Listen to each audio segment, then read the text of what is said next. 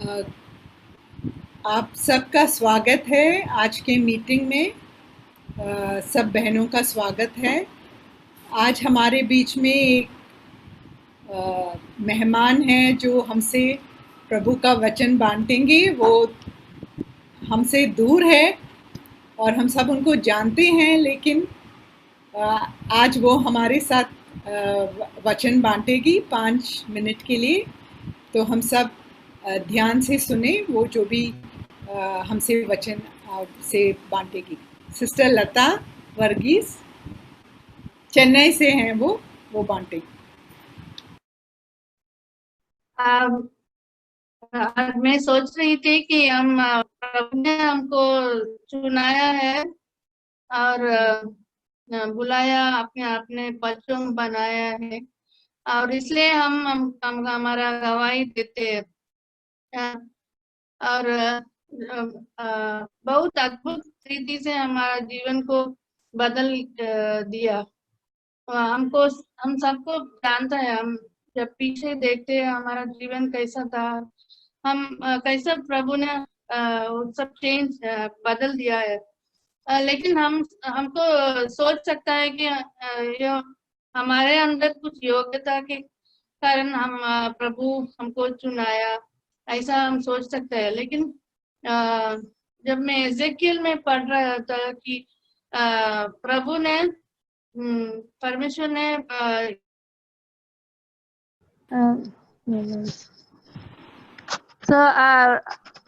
so we can think that because of something, some good in us, that God has chosen us. But when I was reading in Ezekiel, the Lord say, sorry, जब मैं Ezekiel में पढ़ रही थी कि परमेश्वर ने बोल रहे थे कि वो इजराइल लोगों से कैसा वो काम किया कि उसके बुराई के अनुसार नहीं, लेकिन प्रभु का नाम के लिए के अनुसार उससे वो काम किया। तो मैंने सोचा कि हमको भी प्रभु ने उसका अनंत प्यार और कृपा से हमको चुनाया है और काम करते हैं। वो हम हमेशा याद रखने का, और हमेशा हम धन्यवाद के साथ हमको हमारे लिए नहीं जीने का, और लेकिन जैसे वचन बोलता है हमारे लिए नहीं जीने का। वो यीशु ने मारा कि हम हमारे लिए नहीं जिए, लेकिन उसके लिए जियो। तो उसको महिमा करें और दूसरों के लिए, दूसरों को भलाई के लिए हम गवाही देना चाहिए। वो मैंने सोच रहा था। ओके, तो जैसे सिस्टर ने आज हमसे शेयर किया कि हम जो बांटते हैं वो प्रभु ने हमारे साथ प्रेम किया है, इसीलिए हमको उद्धार दिया है प्रभु ने, हमारी भलाई से नहीं है। और ये हम याद में रखें। हम अभी सिस्टर पहले हम विद्या से सुनेंगे, वो अपना साक्षी बताएगी कि कैसे उन्होंने प्रभु यीशु को जाना, और उसके बाद सिस्टर सुनंदा, और उसके बाद ग्रेस, और फिर सिस्टर मोहिनी, और लास्ट में कांता अपना साक्षी शेयर करेगी। हाय एवरीवन, मेरा नाम है विद्या। मैं हिंदू परिवार से हूँ। मेरे घर में मेरी एक छोटी बहन है और मेरा एक भाई है। जब मैं 2 साल की थी तब मुझे पोलियो, एक पैर में पोलियो हुआ। फिर 3 साल की थी, 3 साल की हुई तभी मेरी मम्मी ने ऑफ हो गई। फिर मेरी दादी माँ और मेरे डैडी ने हमें पाल पोस के बड़ा किया। फिर कुछ साल के बाद डैडी भी ऑफ हो गए। फिर हमारी दादी माँ ने मेरे भाई और मेरी बहन की शादी कर दी। तो उसके बाद 1998 में मेरी दादी भी ऑफ हो गई। तो मेरी दादी के फ्यूनरल के लिए मेरी बहन गांव आई थी, तो उसके साथ मैं बॉम्बे आई। तो बॉम्बे आने के बाद मैं उसके घर में, मेरे बहन के घर में ये 4 दिन भी मैं नहीं थी। एक डॉक्टर के घर में मुझे काम मिला था, घर का काम, झाड़ू बर्तन का काम करती थी, और वहाँ पे ही रहती थी। खा पी के मुझे 200 रुपया पगार मिलता था, तो उधर रहती थी मैं। तो ऐसे ऐसे 1 साल मैंने काम किया। फिर उसके बाद मुझे एक हैंडीकैप संस्था में मुझे काम मिला कि वहाँ पे अपन हैंडीकैप लोगों के लिए वो क्या काम देते हैं। तो वहाँ पे मैं गई और उन्होंने मुझे काम दिया और वहाँ से मुझे वो लोगों ने मेरा पैर का ऑपरेशन भी किया। मुझे चलने नहीं आता था, तो उन्होंने मेरे पैर का ऑपरेशन करवाया। उसके बाद उन्होंने मुझे वर्ली में एक बापूनगर करके है, उधर हॉस्टल में रखा उन्होंने। फिर वहाँ से मैं काम पे जाती थी। फिर मैं वहाँ पे जब वर्ली में हॉस्टल में थी तब तक मैं हिंदू ही थी। तो जब मैं भगवान के लिए बहुत ये करती थी। हर दिन वेडनेसडे और संडे छोड़ के बाकी का हर दिन मैं ये करती थी, उपवास, प्रार्थना, उन मूर्तियों की बहुत पूजा करती थी। एक दिन ऐसा था कि संकष्टी आया था, तो मैं सिद्धिविनायक के टेम्पल में गई। तो वहाँ पे बहुत लंबी लाइन लगाने के बावजूद भी उन्होंने मुझे अंदर नहीं छोड़ा। तो मेरे पैर में शूज था, इसीलिए उन्होंने मुझे अंदर नहीं छोड़ा, तो मुझे बहुत बुरा लगा। फिर कुछ दिन के बाद वापस सेम महालक्ष्मी टेम्पल में भी सेम प्रॉब्लम हुआ। तो मैं मन से ही निकाल दिया कि कोई भगवान ही नहीं है दुनिया में, ऐसे मन से निकाल दिया। फिर 1-2 साल तक मैंने किसी भगवान के से भी पूजा नहीं किया, एक नास्तिक की तरह हो गई थी मैं। फिर उसके बाद मुझे बॉम्बे सेंट्रल में YWCA में मुझे एडमिशन मिला। फिर वहाँ पे मैं गई। वहाँ पे जाने के बाद मैं वहाँ पे 1999 में वहाँ एडमिशन मिला मुझे। फिर वहाँ जाने के बाद वहाँ पे क्रिश्चियन लोगों का हॉस्टल था। तो वहाँ पे कोई भी कास्ट का हो कंपलसरी प्रेयर मीटिंग के लिए जाना पड़ता था। तो उन्होंने कोई भी कास्ट का हो तो 9 to 9:30 वहाँ पे मीटिंग होता था। तो वहाँ जाना पड़ता था। तो मैं नहीं जाती थी क्योंकि मेरे अंदर नफरत था, क्योंकि मैं कोई भी भगवान को नहीं मानती थी। तो मैं नहीं जाती थी। हर रोज एक बहाना करती थी, आज मेरा पैर दुख रहा है, मेरा सिर दुख रहा है, ऐसा मैं रोज एक बहाना करके अवॉइड करती थी।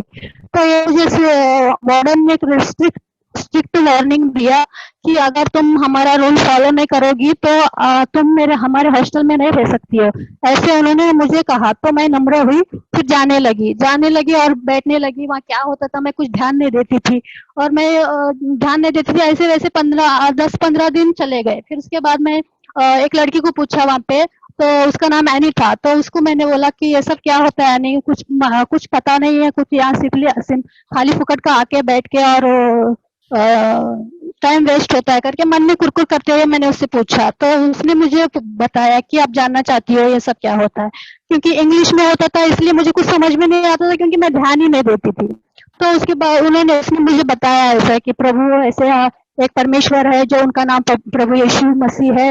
वो हमसे बहुत प्यार करते हैं और उन्होंने हमारे पापों के लिए क्रूस पर मरे। वो सब तो मेरे कुछ ऐसा समझ में नहीं आया, लेकिन उन्होंने मुझे एक बात कहा कि वो हमारे भारी बातों को वो इम्पोर्टेंट नहीं देते, वो अंदरूनी बातों को इम्पोर्टेंट देते हैं। तो वो शब्द मुझे छुआ। तो तभी मैंने मन में विश्वास किया कि ऐसे भी परमेश्वर है जो भारी बातों को इम्पोर्टेंट नहीं देते, अंदरूनी बातों को इम्पोर्टेंट देते हैं। क्योंकि मुझे ये सेम प्रॉब्लम हुआ था कि मुझे चप्पल की वजह से वो टेम्पल में नहीं छोड़े थे। तो हिंदू धर्म में ऐसा ही है कि लेडीज लोगों को भगवान के पास जाने के लिए कुछ रीजन, बहुत सारे कारण होते हैं, तो वो जाने नहीं देते। तो ये भगवान ने ऐसा मुझे ऐसा छू लिया कि मुझे कि ऐसे नियम कोई नहीं है इस भगवान में, ये पाप के लिए बहुत सीरियसली लेते हैं।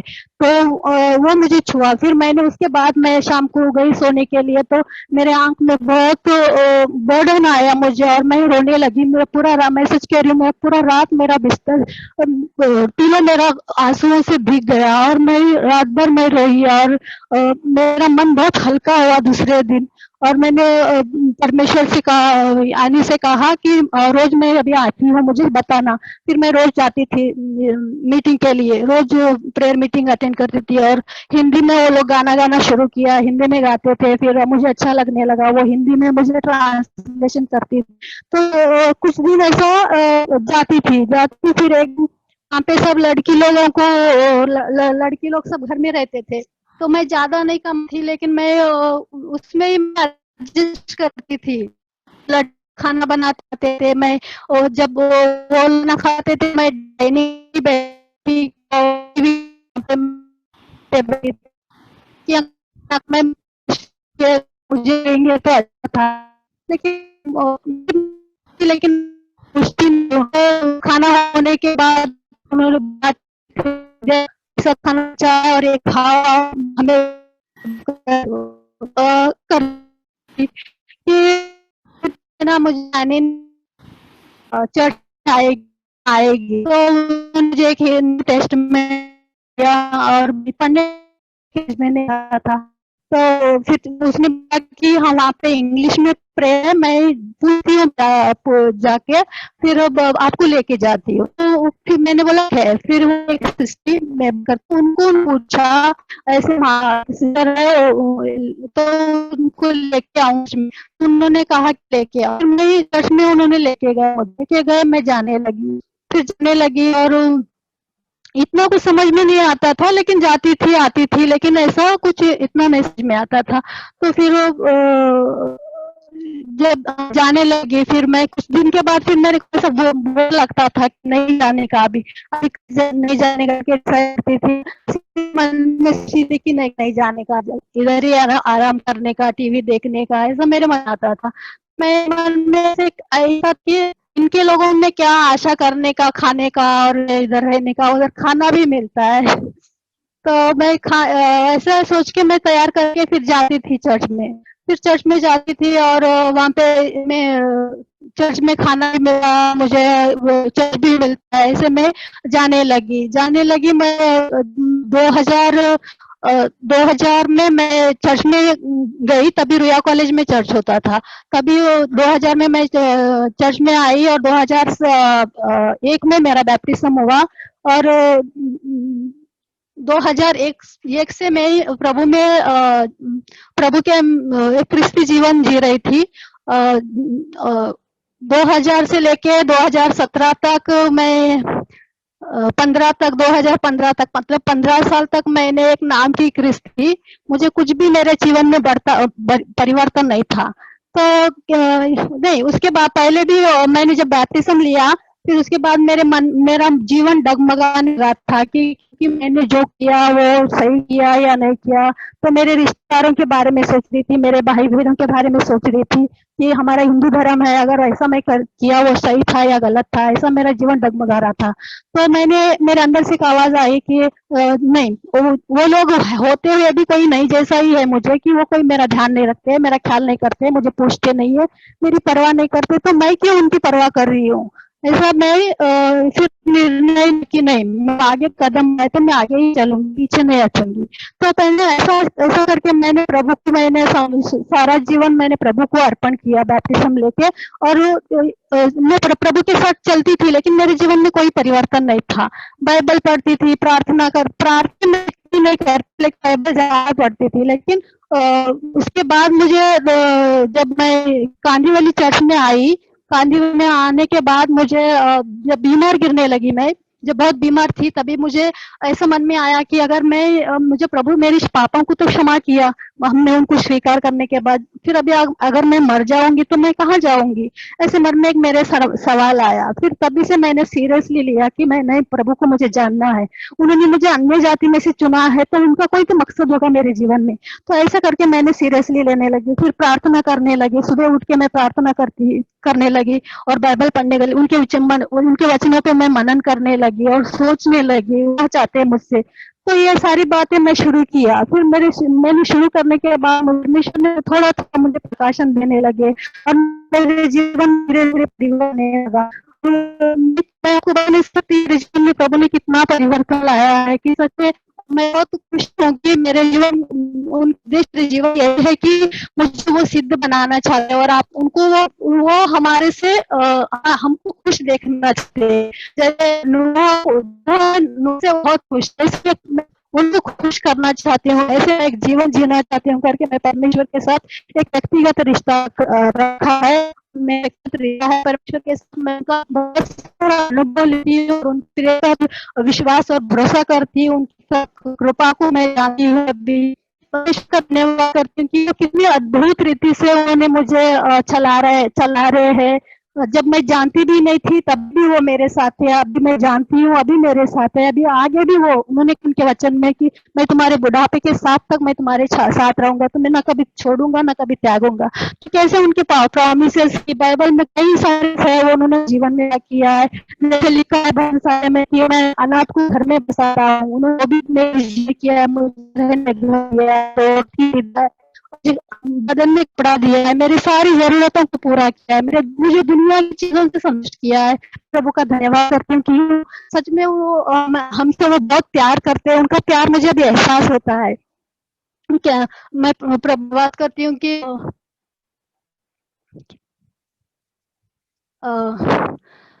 हम सब है ना, मेरा यही उद्देश्य है कि वो उन्होंने मुझे मैं जन्म लेने से पहले ही मुझे चुना है, तो उनका पर्पस जीवन में वो पूरा करने के लिए, और मैं उनके साथ चल रही हूँ अभी। और मुझे सबसे अच्छी ये बात है कि मैं आज इतना यहाँ तक पहुंची हूँ, वो तो मेरे भाई बहनों की वजह से। प्रभु ने मुझे इतना अच्छा परिवार दिया है कि इतना अच्छा चर्च में मुझे रखा है कि मेरे भाई बहनों का सपोर्ट नहीं होता मुझे, तो मैं कभी भी इतना आगे नहीं बढ़ सकती थी, और इतना मैं विश्वास में मजबूत नहीं होती थी। ये मैं कितनी परिस्थितियों से भी मैं गुजरती थी, लेकिन मेरे भाई बहनों ने मुझे बहुत एनकरेज करते थे, सपोर्ट करते थे, और मुझे बहुत उन्होंने कभी भी ऐसा उन्होंने मुझे मेरे दुख सुख में सब में मुझे उन्होंने एनकरेज किया और आगे बढ़ाया और मेरी सहायता करते हैं। सच में मैं बहुत खुश हूँ मेरे भाई बहनों के लिए, मैं बहुत प्यार करती हूँ। प्यार ये दिल में होता है, इज्जत दिल में होती है, कि ऐसे नहीं कि हम सबको मुंह से बोलते फिरते कि I love you sister, I love you करके। प्रेम हमेशा दिल में होता है। इसके लिए मैं ज्यादा दिखावा नहीं करती, मैं दिल में रखती हूँ। अगर कोई किसी से भी कुछ गलती हो गया तो मैं पहले ऐसा नहीं थी, तुरंत क्षमा नहीं करती थी, लेकिन अभी मुझे तुरंत क्षमा मिलती है, क्योंकि मुझे उनके वो उपकारों को देख मुझे वो मेरे आंख भर मेरा दिल भर के आता है। उनके उपकारों को मैं कभी नहीं भूलती, क्योंकि प्रभु ने कहा है ना कि कोई भी एक गिलास पानी देता है तो वो मुझे देता है, तो प्रभु के लिए किया है तो मैं किसी के उपकार को नहीं भूलती हूँ। तो मैं प्रभु का धन्यवाद भी करती हूँ कि उन्होंने मुझे इतने अच्छे भाई बहन दिए, इतने अच्छे परिवार दिए है। Praise God. तो मैं एक हिंदू फैमिली से आई थी, और बहुत स्ट्रिक्ट हिंदू फैमिली, जहाँ पर एक क्रिश्चियन धर्म को बिल्कुल एक्सेप्ट नहीं किया जाता। वहाँ पर मेरी नानी स्पेशली बहुत स्ट्रिक्ट थी। वो हमेशा बोलती थी कि क्रिश्चियन लोग ऐसे होते हैं जो हम लोग उनको प्रसाद देंगे तो वो लोग खाते नहीं हैं, बट वो लोग केक वगैरह कुछ भी ला के देंगे तो हम उनका खा लेते हैं। तो मेरे घर में क्रिश्चियन लोगों को बिल्कुल भी मतलब बहुत नफरत करते थे उस टाइम पर। तो ऐसा हुआ कि हम लोग मिडिल क्लास फैमिली से थे, और मेरे लिए मैं और मेरी लाइफ, मेरे डैडी नहीं थे एक्चुअली, होते हुए भी नहीं थे। तो मैं लाइफ से बहुत मतलब हम एक शांति का मुझे बहुत मैं खोज करती थी। मुझे बिल्कुल भी घर में लाइक मेरी मम्मी, नानी, मेरी सिस्टर और मैं, हम 4 ही लोग थे। तो एक बार ऐसा हुआ कि हमारा नॉर्मल लाइफ ऐसे चल रहा था, और एक मैंने इवन रोजा किया है, मुस्लिम लोगों का रोजा। तो उन लोगों के इसमें भी मैं लाइक जो रोजा खोलने के पहले जो पढ़ा जाता है वो पढ़ती थी। रोजा जब हम पकड़ते तभी चला जाता है, वो पढ़ने के बाद रोजा करके। बट मुझे कहीं पर भी एक मतलब एक शांति, जैसे कि जिसने शेयर किया कि हम लोग हर एक माता जी, हर एक भगवान को प्रसाद चढ़ाना, नारियल चढ़ाना, ये मानता वो मानता, सब किए थे। और एक बार ऐसा हुआ कि हम सामने एक स्टेला भाभी करके थी, उन्होंने तो उनका नया शादी होके आया था, तो मैं उनके घर गई थी ऐसे मिलने के लिए। तो वो अपने इसके बारे में कुछ बता रही थी, तो मेरे को लगा चलो एक बार ट्राई करके देखते हैं। तो मेरी नानी को ट्राई करके मनाया और मैं चर्च गई। और वो कुछ ऐसे कुछ अप्रैल मई का महीना था, जहाँ पर मुझे गर्मी बिल्कुल बर्दाश्त नहीं होता। गर्मी से मेरे को वॉमिटिंग और फीवर वगैरह कुछ शुरू हो जाता है। तो मैं उनके साथ चर्च गई थी, और चर्च से जैसे आई मुझे वॉमिटिंग और फीवर और मेरी तबीयत खराब हो गई। तो नानी ने क्या किया, नानी ने वो सामने वाले वो सिस्टर के घर पे जाके झगड़ा किया, पता नहीं तुम कहाँ पर लेकर गई मेरी पोती को, और क्या जादू टोना किया, मेरी पोती बीमार हो गई है करके। उसके बाद से स्ट्रिक्टली बोला कि नेक्स्ट टाइम से पोती को ऐसे कहीं पर भी लेकर मत जाओ तुम। बस वो खत्म होने के बाद फिर सब लाइक हमारा वापस से वही हिंदू का अगरबत्ती दिया, ये वो सब चालू हो गया। और फिर मैंने भी छोड़ दिया, ठीक है ओके कुछ नहीं होगा करके। और सडनली ऐसा हुआ कि हमारे घर में जो हेड, जैसे एक मैन हेड होता है, वैसे हमारे घर में हेड हमारी नानी थी। और मेरी नानी की तबीयत इतनी ज़्यादा खराब हो गई कि उनको ब्लड की वॉमिटिंग चालू हो गई। तो हम लोग डर गए कि अभी हमारा देखने करने वाला कौन है, कोई भी नहीं है लाइक। तो मैं बहुत शॉर्ट में ख़त्म करूँगी, एक्चुअली बोलने जाए तो बहुत टाइम लगेगा बताने के लिए, परिवार के लिए। बट मैं एक छोटे-छोटे चीज़ों को तो लॉर्ड ने रियली चीज़ टर्निंग पॉइंट से बताऊँगी। तो वहाँ पर वहाँ पर मैं हमेशा रास्ते पे ऐसे गाना गा के एकदम जॉयफुली रहती थी और गाती थी, क्योंकि मेरे को मेरा माइंड में एकदम फ्रेश ऐसे गाना गाते। तो एक सिस्टर पुष्पा भाभी करके, वो भी क्रिश्चियन थी, उन्होंने मुझे बोला कि क्या हो गया सोनू, शांत लग रही है, गाना नहीं गा रही है। मैंने उनको बोला कि सिस्टर ऐसा एक्चुअली भाभी ऐसा है कि नानी बहुत बीमार है और घर में थोड़ा पैसे का भी, इतना पैसा था हम लोगों ने डॉक्टर को सब दिखा दिया, लेकिन नानी की तबीयत ठीक हो नहीं है। फिर ऐसे करके उन्होंने बोला कि नानी को पूछ के देखो कि हम करने आए क्या उनके लिए। मैंने घर पे आके नानी से पूछा कि ऐसे ऐसे भाभी बोल रही प्रे करने आए क्या। तो नानी ने बोला ठीक है, सब ट्राई कर लिया, ये भी एक बार ट्राई कर लेते क्या होता है देखते। तो वो भाभी घर पे आई प्रे करने के लिए, और नानी को कुछ ऐसा कुछ तो फील हुआ कि कुछ स्ट्रेंथ उनके अंदर आया। उसके कुछ टाइम के बाद लाइक प्रे करके गए, फिर कुछ 2-3 दिन में नानी का तबीयत और ज़्यादा खराब हो गई। फिर वही सिस्टर आके नानी को हॉस्पिटल ले गई। तो वहाँ पर भी उन्होंने प्रे किया और नानी को एक चीज़ बताया कि नानी आपको जब भी ऐसा कुछ लगे, आपको प्रे करना नहीं आता, तो आप इतना बोलना कि धन्यवाद यीशु करके। तो नानी बोला ठीक है। डॉक्टर ने नानी के बॉडी में कुछ 3 पॉइंट समथिंग ब्लड रह गया था, और डॉक्टर ने बोला कि अभी इसको कंट्रोल करना मुश्किल है, तो आप अपने रिलेटिव्स को, हॉस्पिटल का हमको दे दिया कि तुम अपने रिलेटिव्स को बुला दो कि वो लोग आ जाएंगे, तो क्योंकि कल सुबह तक बचना मुश्किल है। तो वैसे भी मेरी जॉब में जो करती थी वो सब छूट मेरा, क्योंकि हम इसमें ही थे। तो उसके बाद ऐसा हुआ कि नानी ने धन्यवाद यीशु के बोला, और नानी का नेक्स्ट डे तबियत काफी अच्छा हो गया। मतलब जो उनको इंजेक्शंस वगैरह थे, 11 इंजेक्शंस वगैरह बोल रहे थे, कि उनको जरूरत नहीं पड़ी और नानी हील हो गई। तो हमारे लिए एक बहुत बड़ा चमत्कार, बहुत बड़ा मिरेकल हो गया और हम लोग घर पे आ गए। ऐसे होने के बाद जब मेरा पॉइंट आया, तब थोड़ा सा विश्वास हो गया कि हाँ चलो कुछ तो चीज है कि जिसने मेरी नानी को बचाया है, ऐसे करके। और फिर मेरी नानी ने घर में से सारी मूर्ति जितनी भी थी, वो सारी मूर्तियां निकाल के फेंक के आ गई। और जब बपतिस्मा का टाइम हुआ, तब सबसे पहले घर में से मैं खड़ी हुई कि मैं बपतिस्मा लूंगी। मुझे पता नहीं बपतिस्मा क्या होता है।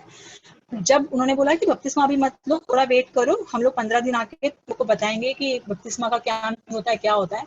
जब उन्होंने घर पे बताया बपतिस्मा का मीनिंग क्या होता है, तुम ये बपतिस्मा लेने के बाद क्या नहीं कर सकते, कैसा तुमको रहना है, ये वो, तब मैं पीछे हट गई। मुझे डर लगने लगा कि मैं ऐसा लाइफ तो जीना बहुत मेरे लिए मुश्किल है।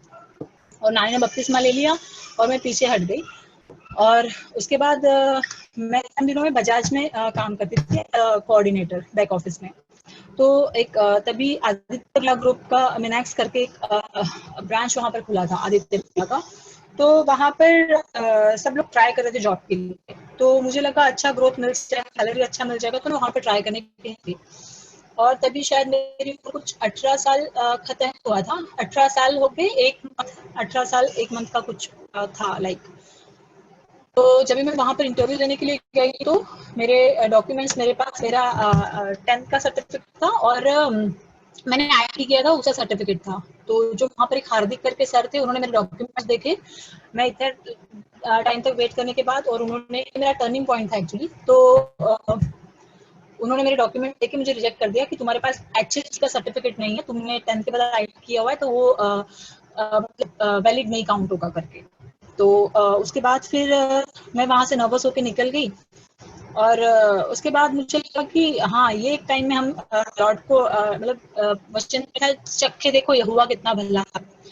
तो मैंने देखा कि इसके बाद 2 महीने के बाद फिर से वहाँ वैकेंसी निकली। 2 महीने के बाद, एग्जैक्ट 2 महीने के बाद, जहाँ पर 1 महीने, जहाँ पर मैं देने के लिए गई थी, मेरे डॉक्यूमेंट्स एक्सेप्ट नहीं किए, 2 महीने के बाद फिर से वैकेंसी निकली। तो मैंने वहाँ पर लॉर्ड से ये बोला कि अगर तू सच में जिंदा परमेश्वर है, अगर तू सच में मेरी नानी को बचाया है, तो ये तू करके मुझे बता दे कि आदित्य बिरला में मुझे नौकरी दिला दे लाइक, अगर तू कर सकता है तो। मुझे पता था कि पॉसिबल ही नहीं है, 2 महीने में तो ये लोग अपनी पॉलिसी चेंज कर लेंगे लाइक ऐसे। तो मैं इंटरव्यू देने के लिए, मेरा 29th नंबर था 28 नंबर जिसका इंटरव्यू था वो अंकल को रिजेक्ट कर दिया क्योंकि उनका एज 30 समथिंग हो चुका था। और मेरा इंटरव्यू के टाइम पे जिस हार्दिक सर ने मुझे रिजेक्ट किया था, जैसा मेरा वहाँ पर इंटरव्यू का टाइम आया वैसे उनको इमरजेंसी कॉल आ गया, वहाँ से उठ के हट गए और एक दूसरी मैडम आके बैठी वहाँ पर गार्ड करके, और उन्होंने मेरा इंटरव्यू लिया और उनको मैंने अपने डॉक्यूमेंट्स दिखाए कि ये है मेरे डॉक्यूमेंट्स। वो एकदम बोले वाह अच्छा तुम्हारे पास एक्सपीरियंस भी ये भी है। तो उस टाइम पर सबसे मतलब 800 या 1000 रुपीज ज्यादा मुझे सैलरी मिला सबसे यहाँ पर जितने वहां पर इंटरव्यू के लिए बैठे थे उनसे 1000 या 800 रुपीज मुझे मिला। और ये मेरे लिए एकदम मिरेकल था। मैंने कहा वाह प्रभु तूने ये चीज मतलब जो इम्पॉसिबल थी मेरे लिए वो चीज तूने करके दिखाई। और उस टाइम के बाद से मैं परमेश्वर को मतलब परमेश्वर के बारे में परमेश्वर के लिए मेरे लिए भूख और प्यास कि प्रभु तूने ही ये चीज दिखाई है और मैं तेरे लिए बहुत थैंकफुल हूँ। ये करने के बाद फिर आगे बढ़ के लोगों का 3-3 साल तक प्रमोशन नहीं होता था मेरा। कुछ 1 साल 2-3 महीने में ही मेरा आईजीपी थ्रू प्रमोशन हो गया। लाइक मैं एज अ क्वालिटी एनालिस्ट में मेरा सिलेक्शन हो गया, जहाँ पर भी इम्पॉसिबल था वहां पर परमेश्वर ने वो चीज को पॉसिबल करके मुझे एज अ क्यूए वहां पर लाइक सिलेक्शन हो गया। और ऐसे करते करते फिर मैंने 2008 में मुझे ये नौकरी मिली और 2008 दिसंबर में और 2009 में मैंने परमेश्वर को अंगीकार करके, जो लड़की सबसे पहले बपतिस्मा लेना चाहती थी उसने सबसे लास्ट में घर में से सबसे लास्ट बपतिस्मा लिया। वो इसलिए क्योंकि मैं परमेश्वर को फॉलो करना मेरे लिए बहुत डिफिकल्ट था और मैंने देखा कि परमेश्वर कहता है कि एक इंसान से ये चीज असंभव है लेकिन मेरे लिए संभव है। अगर हम परमेश्वर फेथ रखते हैं, परमेश्वर पर विश्वास रखते हैं और उसको अपना कंप्लीटली जीवन देते हैं तो परमेश्वर हर एक चीज अपने बच्चों के लिए भलाई के लिए करता है। और उसके बाद 2013 में परमेश्वर ने मुझे इस फैमिली में सीएफसी फैमिली में ज्वाइन कराया। लाइक मधुताई और केविन भैया की शादी से लेके और जॉर्ज के थ्रू उन्होंने मुझे अपने हस्बैंड मिलाया। जो चीज इम्पॉसिबल वो परमेश्वर ने मेरे लिए, अगर एक संसार का पिता भी ढूंढता तो, लेकिन मेरे स्वर्गीय पिता ने जो सबसे बेस्ट अपने बच्चों के लिए करता है उसने मुझे इतने अच्छे परिवार और इतने अच्छे हस्बैंड से मिलाया। और एक लाइक मेरी लाइफ में और भी बहुत सारी ऐसी चीजें जो परमेश्वर ने किए हैं, अब तक उसने मुझे संभाला है और आगे भी वही मेरा पिता, जो मुझे पिता के नाम से नफरत था, आज उस पिता को मैं बहुत धन्यवाद देती हूँ कि उसने मुझे अब तक संभाला है और आगे भी वो मेरी अगुवाई करेगा। और वचन कहता है कि परमेश्वर के डरवैयों को किसी भी भली बातों की कमी नहीं होती है। उस तरीके से परमेश्वर ने हमेशा अपनी मेरी हर एक जरूरतों को पूरा किया है और मुझे संभाला है और हर एक चीज में परमेश्वर ने अगुवाई की है। Praise God, thank you. अभी ग्रेस साक्षी देगी। हेलो, सुनाई दे रहा है? हाँ सुनाई दे रहा है। ओके। मेरा नाम ग्रेस बारला है। मैं अभी कॉलेज ऑफ फिजियोथेरेपी में 3rd ईयर स्टूडेंट हूँ। मेरा जन्म मसीह परिवार में हुआ था और मेरा नाम भी मसीह है, लेकिन तब हमारे अंदर मसीह जैसा कुछ नहीं था। हम चर्च जाते थे और उस चर्च में, पास का चर्च में, वहाँ पर जो प्रीचिंग होता था वो कन्नड़ा भाषा में होता था।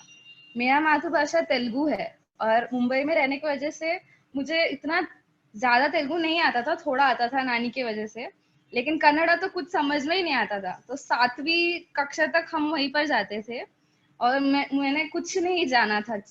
सिर्फ हम वहां पर जाके संडे स्कूल में गाना सुनते थे, मेमोरी वर्स याद करते थे, चर्च में बैठते थे, बस और कुछ नहीं। फिर मेरे मामा और मेरी छोटी मम्मी ने सीएफसी ज्वाइन किया और वो मुझे और मेरी बहन को, छोटी मम्मी, परेल में लेके जाती थी। वहां पर इंग्लिश और हिंदी में बोलते थे तो वो दोनों भी मुझे समझ में आता था। फिर तब से मैंने परमेश्वर के बारे में जानना शुरू किया। तब तक हमें पाप के बारे में, पाप क्या होता है, क्या क्या चीजें होती है पाप की, क्या करेंगे तो पाप होता है, ये सब कुछ भी नहीं पता था। फिर धीरे धीरे वो सब जानना शुरू किया। फिर वहां पर जो प्रीचिंग करते थे वहां पर वो भी बहुत अच्छा था। मैं महसूस करती थी परमेश्वर की उपस्थिति, लेकिन मैं हमेशा इनकार करती थी परमेश्वर को सुनने का। मैं सोचती थी कि मैं थोड़ी बड़ी हो जाऊंगी, जब मैं 18 साल की हो जाऊंगी तब मैं बैप्टिज्म लूंगी, जब परमेश्वर मुझे कुछ बोलेंगे, परमेश्वर मुझे बुलाएंगे, खुद बुलाएंगे, परमेश्वर मुझे कुछ विजन देंगे, ऐसा कुछ होगा तो मैं फिर परमेश्वर के पास जाऊंगी। लेकिन फिर मैं चर्च में जब हम जाते थे तब मैं बहुत इंजॉय करती थी मीटिंग को। जब हम बाहर घूमने जाते थे चर्च में तभी भी मैं बहुत इंजॉय करती थी, लेकिन मैंने कभी समझा नहीं कि उसके पीछे का अर्थ क्या है। मैंने कभी ये नहीं समझा जो भाई बहन का जो प्यार जो मिल रहा है हमें, वो एक्चुअली परमेश्वर का प्यार है।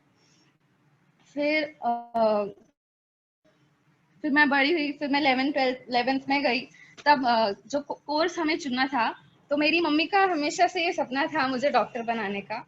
तो कोर्स चुनने के लिए कुछ डिफिकल्टी हुआ ही नहीं, हमने साइंस लिया। और मुझे भी मेरी मम्मी का सपना पूरा करना था, क्योंकि उन्होंने मेरे लिए इतना काम किया है और वो हमेशा वो हमारे लिए अच्छा भविष्य चाहती है, इसलिए मैं भी उनका बात मानना चाहती थी। और मुझे खुद इंटरेस्ट भी था थोड़ा, मतलब हम अगर जाना चाहते हैं किसी कोर्स में तो हमें पहले उसमें इंटरेस्ट होना चाहिए, फिर ही हमें आगे जाना चाहिए। फिर 11वीं कक्षा में मेरी एक दोस्त थी जो मेरे बहुत करीब थी और मैं उससे हर चीज शेयर करती थी। फिर 11वीं कक्षा तो अच्छे से मजे में सब चला गया। फिर 12वीं कक्षा में एक और लड़की ने नया एडमिशन लिया और फिर वो हमारे साथ रहने लगी, और फिर जो मेरी दोस्त थी वो उसकी दोस्त बन गई और मैं अकेले रह गई। तो वो चीज मुझे बहुत तभी बुरा लगा था कि मैंने इतना अच्छा उसको हमेशा उससे सब चीज शेयर किया, और अब वो मुझसे सब चीज छुपाने लग गई है और उसने मुझे छोड़ दिया है। तब वो थोड़ा मुझे ब्रेकिंग लगा।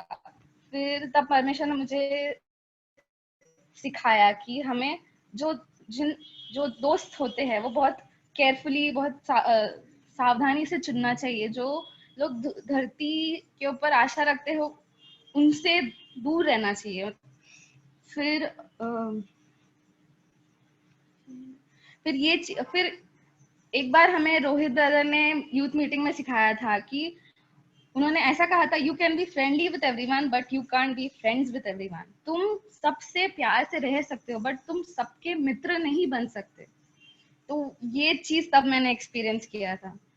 फिर उसके बाद 12वीं कक्षा में मैंने पढ़ाई के ऊपर फोकस किया। परमेश्वर ने मुझे एक दोस्त दिया जो मुझे पढ़ाई में बहुत सहायता मिली उससे।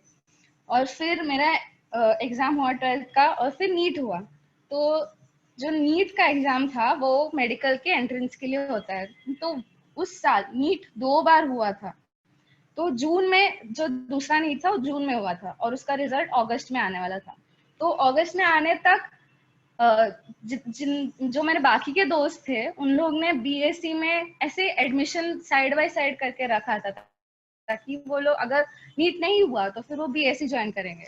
लेकिन मैंने ऐसा नहीं किया था, मैं नीट के ऊपर निर्भर थी कि मुझे कहीं ना कहीं मिल जाएगा। लेकिन फिर रिजल्ट आया और फिर गवर्नमेंट एमबीबीएस कॉलेज के लिए क्वालिफाई नहीं हुआ। तो फिर तब मेरे पास मुझे कुछ आइडिया ही नहीं था कि अब मैं आगे क्या करूंगी। सारे दरवाजे ऐसे बंद लगे थे। मैंने मेहनत किया था पर कुछ हुआ नहीं। परमेश्वर की इच्छा क्या है, सब मुझे ये बोल रहे थे कि तू प्रे कर, तू परमेश्वर से मांग और पूछ कि क्या है परमेश्वर की इच्छा तेरे लिए। फिर मैंने तभी उनकी बात सुनी। इतना टाइम मैंने कभी नहीं सुना, लेकिन तभी जब मेरे पास कोई और ऑप्शन नहीं था, सारे दरवाजे बंद थे, सिर्फ परमेश्वर का एक दरवाजा खुला था, तब मैं वो चुनी। और तब मैंने परमेश्वर को सुना और मैंने फिर प्रार्थना किया, फास्ट किया। मैं मांगती थी परमेश्वर से। फिर परमेश्वर ने रास्ता खोला और बताया, और हमने फिर डिसाइड किया कि हम ये साल ड्रॉप लेंगे और नेक्स्ट ईयर वापस नीट का एग्जाम देंगे। तो वो ड्रॉप ईयर उसी साल नानी को स्ट्रोक हुआ था। और मैंने देखा कि परमेश्वर ने कितने चमत्कार से उनको बचाया और कितना अच्छे से उनको ठीक किया। जहां पर कोई चांस नहीं था ठीक होने का, वहां पर उनको ठीक किया, उनको स्वस्थ किया। परमेश्वर को धन्यवाद उसके लिए। फिर तब जब मैं ड्रॉप ईयर में मैं कांदिवली मैं एलएन क्लासेस में जाती थी जो कांदिवली में था, तो मैं बस से जाती थी। तो फिर बस में जितना टाइम मिलता था मुझे ट्रैवलिंग का, उस टाइम में मेरे पास एक पॉकेट बाइबल था मामा का, तो वो मैं पढ़ती थी हमेशा रोज आने जाने के टाइम। तो उतना टाइम जो था जहाँ पर इतने आवाजें होते थे, वहां पर मुझे परमेश्वर की आवाज सुनाई देती थी, वहां पर परमेश्वर का वचन सुनती थी। और जैसे रोमियो 10:17 में लिखा है, विश्वास सुनने और सुनने से आता है परमेश्वर का वचन। तो धीरे धीरे मेरा भी विश्वास बढ़ने लगा। फिर तब से मैंने परमेश्वर के बारे में जानना सीखा और परमेश्वर को जानना सीखा। हमें ये अभी मुझे समझ में आता है कि एक डिफरेंस है, एक अंतर है परमेश्वर के बारे में जानना और परमेश्वर को जानना। तो मैंने दोनों सीखा तभी। फिर उसके बाद मैंने ये स्वीकार किया कि उद्धार मिलना बहुत जरूरी है, और यीशु मसीह इसीलिए आए थे कि वो हमें बचाए, वो हमें उद्धार दे। तब मैंने स्वीकार किया और माना कि मसीह मेरे लिए आए हैं और वो मेरे लिए मरे हैं, और उनके लहू से ही मैं उद्धार पाई हूँ। और मैंने फिर मेरे मामा को बोला कि मुझे बैप्टिज्म लेना है, मुझे अभी सब पता चल गया है उद्धार के बारे में, मुझे बैप्टिज्म लेना है, क्योंकि वो एक फैक्ट होता है कि हम सबको बताते हैं कि हमने बैप्टिज्म लिया है, परमेश्वर ने मुझे उद्धार दिया है। तब मामा ने मुझसे एक चीज पूछा कि तुम क्या महसूस करती हो, तुम्हारे अंदर कोई चेंज फील कर रही हो, परमेश्वर ने तुम्हें उद्धार दिया, तुम कुछ फील कर रहे हो? तब सच में मुझे कुछ पता ही नहीं था कि मेरे अंदर, तब मुझे कुछ अलग लगा ही नहीं। फिर उन्होंने बोला ठीक है, मुझे बाद में तुम सोच के बताना। फिर थोड़े दिन बाद जब मैं वापस बस में ट्रैवल कर रही थी, तब मैं बुक्स भी पढ़ती थी। तो फिर उनका जैक अंकल का एक बुक है द रियल ट्रूथ करके, तो उसमें उसमें चैप्टर 6 में फेथ के ऊपर वो चैप्टर है। तो वहां पर ऐसा लिखा था, you don't have to depend on your feelings as to whether you feel accepted by God or not. Feelings are always deceptive on spiritual matters. मतलब तुम्हें अपने भावनाओं के ऊपर निर्भर रहने की जरूरत नहीं है कि परमेश्वर ने तुम्हें स्वीकारा है या नहीं स्वीकारा है। जो भावनाएं होती है वो हमेशा गलत होती है और वो हमेशा तुम्हें धोखा देती है। तुम्हें अपने फीलिंग्स के ऊपर ट्रस्ट नहीं करना है। ये ऐसा हो जाता है जैसे तुम अपना जो फाउंडेशन है वो सैंड के ऊपर डाल रहे हो। लेकिन तुम्हें किस पे ट्रस्ट करना है? तुम्हें परमेश्वर के वचन, we must put our faith in God's promises in His word. हमें अपना जो विश्वास है वो परमेश्वर के वादे जो उनके वचन में लिखा है उस पर विश्वास करना है। और उसी दिन मैं बाइबल में ये पढ़ रही थी, एफिशियंस का चैप्टर 2, और उसमें वर्स 8 और 9 जिसमें लिखा है for by grace you have been saved. मतलब परमेश्वर के अनुग्रह से तुम उद्धार पाए हो, और ये तुम्हारे कामों की वजह से नहीं, तुम्हारे कार्यों की वजह से नहीं, ये परमेश्वर का मुफ्त तोहफा है जो तुम विश्वास से लेना है तुम्हें। तब जैक अंकल का एक एग्जाम्पल था जिसमें बताया था कि हमें अपना हाथ बढ़ाकर उनसे वो लेना है, वो हमेशा रेडी है देने के लिए, पर हमें अपना हाथ बढ़ाकर, हमें विश्वास का हाथ बढ़ाकर लेना है। तब मैंने विश्वास किया और उसी रात मैंने जाके मैं मामा को भी बोला कि मामा मुझे अपने फीलिंग्स के ऊपर अब डिपेंड नहीं रहना है, मैंने विश्वास किया है कि परमेश्वर ने मुझे उद्धार दे दिया है, बस मुझे और कुछ फील करने के लिए जरूरत नहीं है, उसके ऊपर मुझे निर्भर नहीं रहना है। तब जब मामा ने जो आंसर दिया वो तो शॉकिंग था। उन्होंने बोला कि परफेक्ट यही सुनना था मुझे तुमसे कि तुमने विश्वास किया, अब तुम रेडी हो बैप्टिज्म लेने के लिए। फिर हमने एल्डर अंकल से बात किया, दोनों से भी, मैथ्यू अंकल और जॉर्ज अंकल। फिर उन्होंने हमें बैप्टिज्म के लिए प्रिपेयर किया और तभी हमारे घर वाले भी, मम्मी, नानी, नाना, उन्होंने भी बैप्टिज्म लिया। और जनवरी 15, 2017 में मैंने बैप्टिज्म लिया। परमेश्वर के धन्यवाद कि उन्होंने वो जो ड्रॉप ईयर था मेरा, वो बहुत सारे लोगों के, अगर किसी के जीवन में आप पूछेगा ड्रॉप ईयर कैसा था, तो बहुत स्ट्रेसफुल था, बहुत टफ टाइम था उनके लिए, ऐसा बोलते हैं वो। लेकिन मेरे लिए परमेश्वर ने वो आशीष का कारण बनाया। उस ड्रॉप ईयर में इतना कुछ परमेश्वर ने मुझे सिखाया, इसके लिए परमेश्वर को धन्यवाद। अब मुझे परमेश्वर ने अच्छा सा कोर्स दिया है, अच्छे से जगह पे मुझे भेजा है और सब कुछ अच्छा दिया है परमेश्वर को, इसके लिए धन्यवाद। और आप सबको धन्यवाद मुझे इतना चैन से सुनने के लिए। धन्यवाद प्रभु। परमेश्वर ही है जो हमारे अंदर कार्य करता है और पवित्र आत्मा सच्चाई की गवाही देता है। धन्यवाद प्रभु कि हम तो यीशु में आके हो गए हैं 10 साल, लेकिन परमेश्वर ने हमारी जिस तरह से अगुवाई की, सुनाई दे रहा है आपको? हेलो? हाँ सिस्टर, सुनाई दे रहा है। परमेश्वर ने जिस तरह से हमारी अगुवाई की है, वो परमेश्वर का हम बहुत बहुत धन्यवाद करते हैं कि परमेश्वर हमें किस रीति से चलाया है, और उसका हम आभार मानते हैं कि हमें तभी पता चलता है, हम परमेश्वर को सुनते हैं तभी कि सच्चाई जो प्रभु बोलते हैं वही है, बाकी दुनिया में बहुत झूठ चलता है। मैं तो इस तरह से गुजरी हूँ इस दुनिया में कि मृत्यु को देखा हूँ। मेरा शरीर को लेकर यीशु में हम आए, बहुत सारा भटक के, मैं अपने बारे में बताऊँ हूँ, लेकिन मेरे जीवन से बहुत लोग आशीष पाए, उनके बारे में नहीं बताती हूँ। वो तो प्रभु का काम है, प्रभु हमें इस्तेमाल करते हैं। और मैं इतनी परेशान थी और बहुत सारे भटक चुकी थी, लेकिन सब ढूंढा, लेकिन सिर्फ परमेश्वर को ही नहीं ढूंढा। यही मेरी गलती हो गई क्या हम उसको ढूंढना कभी नहीं चाहा, लेकिन वो खुद हमें ढूंढ लिया। ये बहुत बड़ी कृपा है परमेश्वर की, वो हमें खुद ढूंढ लिया और हमें अभी तक चलाया, और मैंने खुद अपनी मृत्यु को देखा।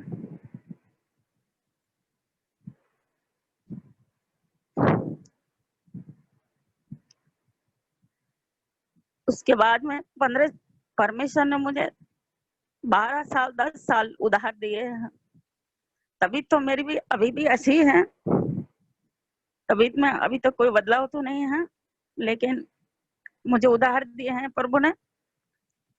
नहीं तो मेरी मृत्यु को से 10 साल 12 साल पहले हो चुके हैं। अभी परमेश्वर मेरे अंदर जिंदा है, इसलिए मैं जिंदा हूँ।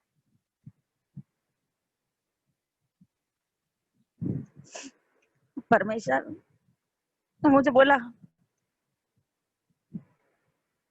मत डर, मैं तेरे साथ,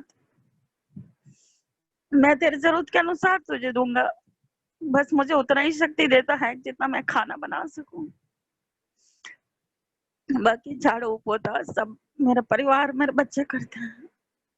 परमेश्वर का अनुग्रह है जो परिवार में भी प्रेम और शांति रखा है प्रभु ने। हम खुद नहीं रह सकते, ये तो परमेश्वर का प्रेम है जो हमें संभालता है, एक दूसरे का सहारा बनाता है, मदद करता है। इतनी परेशानियों में भी हमारे जीवन में प्रभु की शांति है, प्रभु का प्रेम है, उसका अनुग्रह है। तो जब मेरे बच्चे छोटे थे तो ट्यूशन गए और मैं बेडरूम में सोई। जब मैं परमेश्वर में आने से पहले तो बेडरूम में से एक काला मृत्यु आया और मेरे अंदर मुंह डालने लगा, और कोई तो ऐसा तलवार लेकर घर में उतरा। वो उतरते ही वो चला गया वापस, मेरे अंदर मुंह नहीं डाला। एकदम मैं जागी और देखा कि अरे बाप रे, ऐसा तो मैंने कभी नहीं देखा। इतने साल तो बीमार मैं पहले से ही हूँ, मेरे को खुद को नहीं मालूम कि मुझे क्या हुआ है। इधर उधर तंत्र मंत्र बाबों के पास जाने के बाद में भी किसी ने कोई नहीं बताया कि इसको क्या हुआ है। ऐसे बीमार चलते रहा। लेकिन परमेश्वर ने मुझे बोला कि जब से तेरा शादी हुआ तब से तुझे गुलाम बनाया है, और उसका नाम पता सब कुछ, किस कारण हुआ, क्यों हुआ, सब कुछ मुझे प्रभु ने बताया। भले मैं प्रभु को नहीं जानती थी, लेकिन मुझे जो सपना आते हैं वो परमेश्वर की ओर से ही है, और वो सारे सपने सच होते थे। और यीशु को मैंने जाना, यीशु के पास आया, और परमेश्वर ने मेरा परिवार का और मेरे जीवन को बदला। परमेश्वर अब तक मेरी अगुवाई करता आया।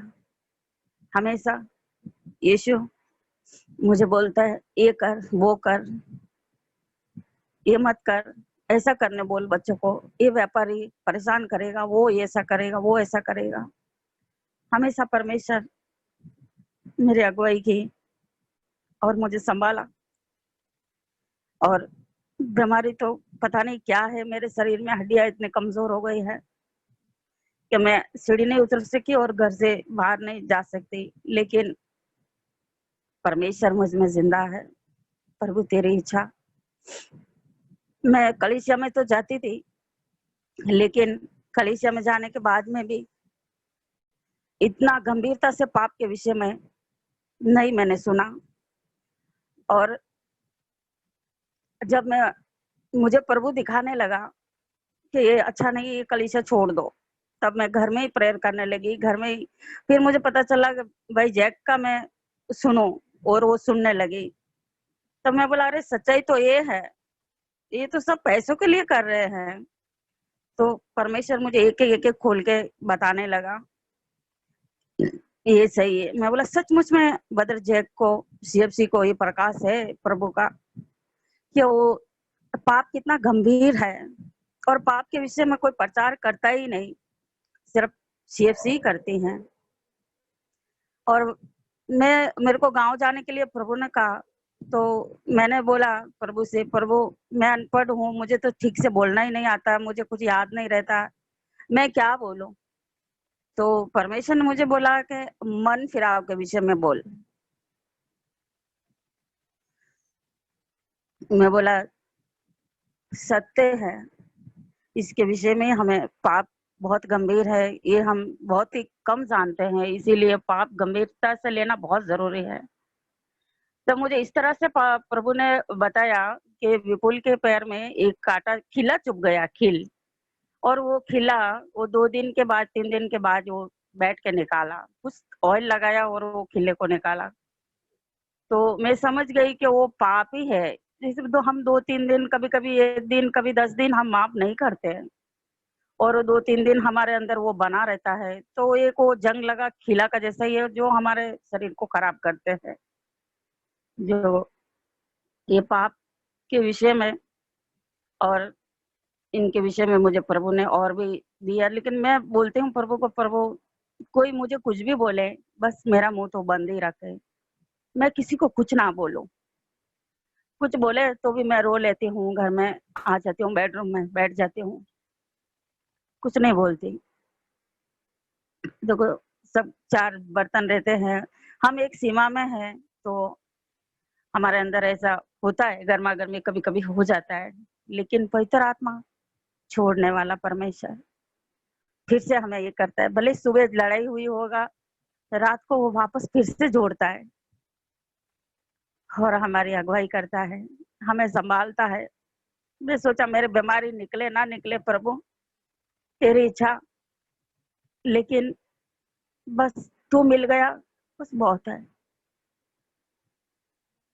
मैं तो अभी एक कोरोना बीमारी से डरता भी नहीं हूँ। प्रभु तेरी मर्जी, तेरी इच्छा है तो हम इसमें मरेंगे, और तेरी इच्छा नहीं तो हमको ये बीमारी छुएगा ही नहीं।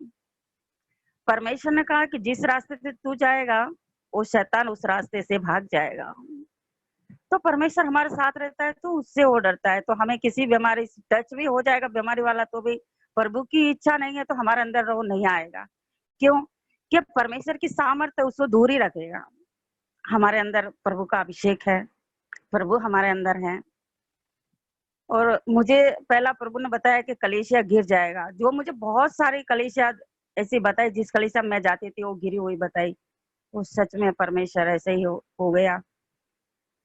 बहुत सारे कमजोर घर के विषय में प्रभु बताया कि बालों पर घर मुझे प्रभु बताया। बोला अरे इस घर की तो नींव ही नहीं है, और ये जो ऊपर छत बना रहे, और वो घर जो है रेत पे बना हुआ है। और कुछ दिन बाद में ऐसा ही होने लगा। बोला प्रभु पता नहीं कितने लोग टूटे हैं और तुझसे बिछड़ गए हैं, और वापस उसे लौटा ला, उन्हें मजबूत कर। तेरे सवाए और इस दुनिया में कोई रास्ता उद्धार का नहीं है, तू ही हमारा एक उद्धार करता प्रभु है। ऐसी कई सारी बातें परमेश्वर हमारे जीवन में कार्य किए हैं। जब मैं बोला प्रभु मेरे से ये बीमारी दूर कर, मैं बहुत ही परेशान हूँ, तो परमेश्वर ने मुझे बोला एक सोना का टुकड़ा मैं एक भट्टी में डाला हूँ, जो उसको शुद्ध कर रहा हूँ। वो करते करते करते 1 साल हो गया। प्रभु ने कहा मैं तुझे बना रहा हूँ। फिर मैंने देखा एक अंगूठी बन रही है, उसमें लाल कलर का बीच में हीरा लगा। और एक दिन एक व्यक्ति ने किसी ने पहना हो, एकदम सुंदर सा हाथ आया, और इस संसार में हम शादी करते हैं वो अंगूठी पहनते हैं, उसी उंगली में वो अंगूठी पहनी। मैं बोला बहुत सुंदर है, और बन गई है। पहला बताया तो बीच में तो थोड़ा खोट है करके बताया, तो फिर उसको चिमटा आया, चिमटे से पकड़ के उसको फिर एक जलते हुए बड़ा आग के कोयले में उसको रखा, लेकिन फिर वो बन गई तो वो पहन लिया। बोला प्रभु अभी तो मुझे चंगा कर।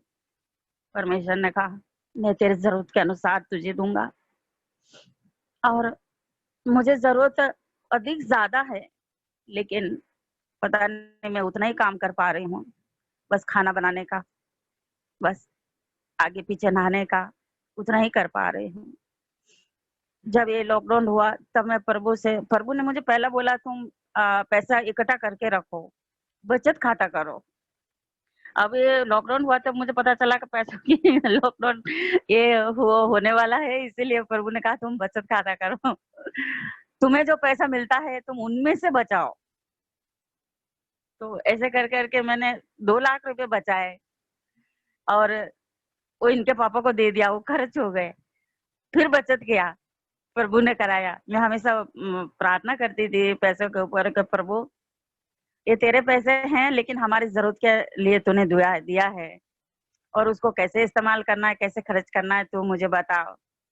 और इसमें मेरा मन ना लगे, किसी भी संसारी चीजों में मेरा मन ना लगे, हम उससे प्रेम नहीं करें, बस हमारी जरूरत के लिए है वो ठीक है। और प्रभु ने फिर मेरे से जमा करवाए, और फिर हमारी जरूरत के लिए।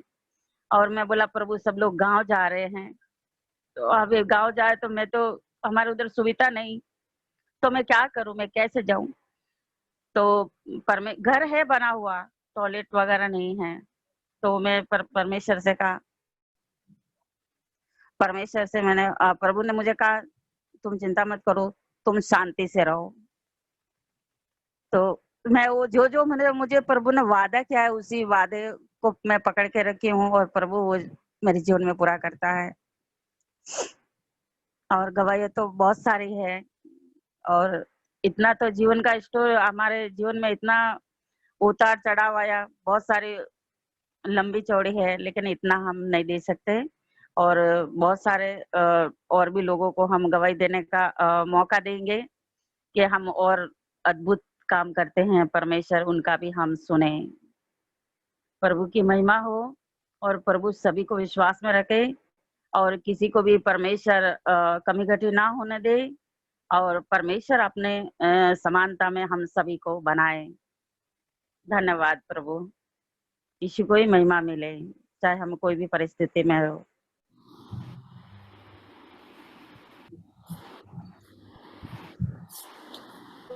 परमेश्वर को धन्यवाद करती हूँ कि परमेश्वर ने मेरे को इतना अच्छा चर्च दिया, जो मुझे समझाते सब कुछ अच्छा से दिया। परमेश्वर को मैं बहुत बहुत धन्यवाद करती हूँ। और चर्च में ब्रदर लोग को धन्यवाद करती हूँ, हमेशा पूछते रहते कॉल करके, मैथ्यू ब्रदर, जॉर्ज ब्रदर और बीना सिस्टर, सब सिस्टर लोगों को मैं धन्यवाद करती हूँ, और ब्रदर लोग को धन्यवाद करती हूँ। और मैं इसमें मैं कैसा आया बोले तो पहले तो मैं मेथोडिस्ट चर्च में जाती थी, फिर वहां पे कुछ बराबर नहीं सिखाते थे, तो CFC चर्च में ज्वाइन की। फिर वहां पे अच्छे से पाप के बारे में बताने लग गया, फिर मेरे को अच्छा लगने लग गया। फिर बाद में कांदीवली चर्च स्टार्ट हुआ जॉर्ज ब्रदर के घर पे, फिर वहां पे जाने लग गई। फिर वहां पे से तो मेरे दिल में और ज्यादा ये होने लग गया। फिर मम्मी का तबीयत खराब हो गया एकदम, बहुत सारा बीमारी से मम्मी का ये लकवा हुआ, सब हुआ, तो उनके में हमारा भी दिल एकदम चेंज हो गया, और मैंने बपतिस्मा लिया और परमेश्वर के और करीब आ गई हूँ। और मतलब बढ़ने का है, मुझे परमेश्वर को धन्यवाद करती हूँ और बढ़ाने के लिए।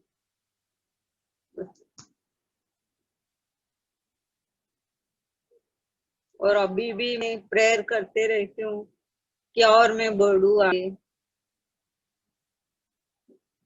तो धन्यवाद कर सिस्टर। हो गया सिस्टर? हाँ हो गई सिस्टर। अच्छा ठीक है, ओके। अभी जैसे हम सब ने सुना, प्रभु ने हमें अपनी लहू से हर एक कुल, हर एक भाषा और लोग और जाति में से प्रभु ने अपने लिए, परमेश्वर के लिए लोगों को मोल लिया है। प्रभु ने हम सबको, प्रभु ने मोल लिया है अपने लिए। हम और किसी के लिए नहीं जीते, हम प्रभु के लिए जी रहे हैं। प्रभु ने कितना महान कार्य हर एक व्यक्ति के जीवन में, जैसे हमने साक्षी सुना, हर एक के जीवन में अलग रीति से प्रभु ने कार्य किया है। लेकिन प्रभु हर एक के ज़रूरत के अनुसार, प्रभु जानता है किसकी क्या ज़रूरत है, और उसके अनुसार प्रभु ने कितना महान कार्य किया है हर एक के जीवन में। हम इसके लिए प्रभु का स्तुति करते हैं। और अभी हम हम में से कोई भी 2 या 3 लोग प्रार्थना कर सकते हैं, प्रभु को महिमा दें, क्योंकि प्रभु ने हम जो बहनें हैं हमारे जीवन में कार्य किया है। हमने साक्षी सुना,